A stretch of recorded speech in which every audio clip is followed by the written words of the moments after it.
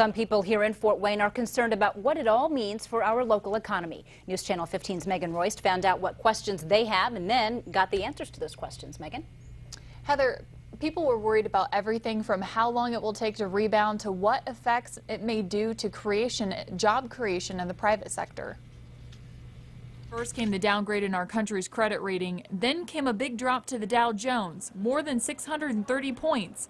We took several people's questions and went to a financial advisor for his thoughts and advice. One of our friends on Facebook asked, what would it take to get an upgrade to the country's credit rating? Christopher Moore says Canada experienced something similar to what the U.S. is going through now, but back in the 90s. They reduced some of their debt, they reduced some of their entitlements, increased some of their taxes to increase some of their revenue, and then actually 3 or 4 years later, the S&P upgraded them back again. Moore also says it may not take as long as you think for the score to rebound. That's a question commonly asked by many out on the street. They think it's going to rebound quickly. Look at your own plan, try to adjust your own plan, and stay calm in those murky waters. Others are concerned about how this may affect job creation. What's it doing to our economy and jobs? You know, the government can't create jobs.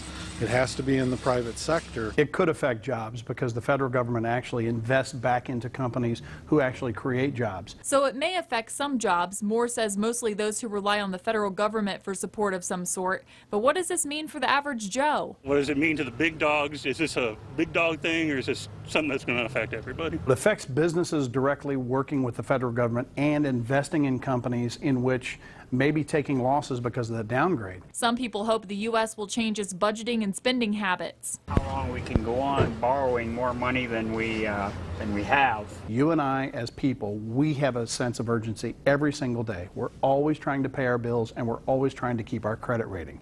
We're relying on the federal government to work within their means to make sure they keep their credit rating as well.